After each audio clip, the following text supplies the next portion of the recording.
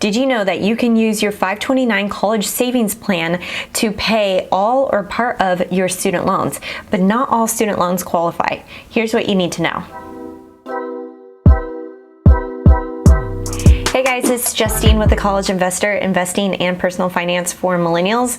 So this law actually went into effect in 2019, in which you can take the earnings and distributions from your 529 college savings plan and use it to pay off all or part of your student loans. But there are some limits that you should know. There are limits on this 529 plan and how much you can actually put towards your student loans. Qualified distributions are limited to $10,000 per borrower.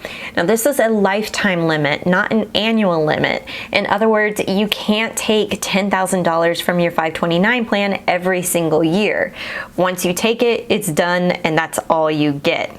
Also, you can't take from multiple 529 plans in order to do this. It's just $10K per borrower. 529 plans can also repay parent loans. So you can actually change the beneficiary on the 529 plan to a parent, and if they have any student loans in their name, regardless if it was actually for them or for a child, they can take $10,000 out of that 529 plan and pay off part of their loans.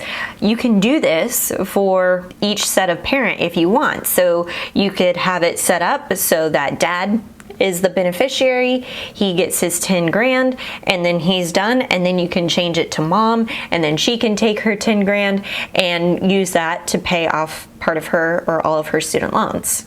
I actually think this is one of the best features about this new law that went into place, that you can do this for parents and for yourself, and so everybody takes a little piece of the pie in order to do this. So I think that's a great way to maybe hack the system a little bit, even though it's not really hacking, it's written in law. So you can absolutely do that. Okay, not all student loans qualify.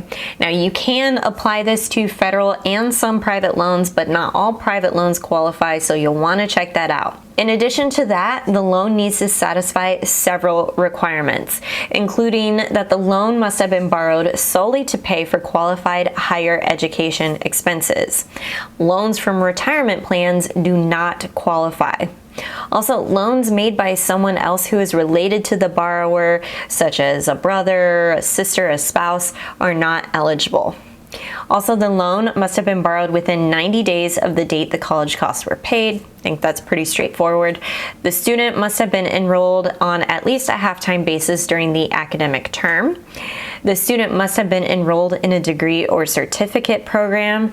It's also important to note that continuing education loans do not qualify here. Next, the student must have been enrolled in a college or university that is eligible for Title IV federal student aid, and qualified higher education expenses are based on the definition of cost of attendance in the Higher Education Act of 1965. So basically, if you used any of your student loans to pay for like a personal computer, that wouldn't qualify. So just make sure that the loan was actually used for legit qualified education expenses. Another thing that you'll want to make sure you are aware of is that some states don't conform to federal rules when it comes to using 529 plans to pay off student loan debt. So even though this is recognized by the IRS on the federal side, some states may say, nope, we don't recognize that, and you might be subject to certain state taxes as part of those distributions. Now, we have a huge ultimate mega guide on 529 plans that includes specific key information for every single state and their 529 plans. Be sure to check that out at thecollegeinvestor.com so that you know exactly which states are not conforming and which ones are, so that you can take advantage of this. Now let's talk about how this all impacts student loan interest deductions.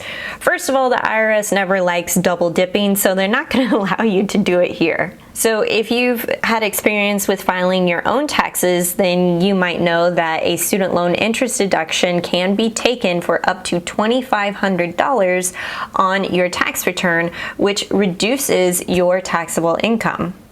When you are using qualified distributions from a 529 plan, that basically means that you can't take that deduction on top of taking out that distribution from your 529 plan. So the amount of interest that you may have been eligible through that student loan interest deduction is reduced by the earnings that you have taken from that 529 plan. So you might be in a special situation if you have money in a 529 plan and student loans.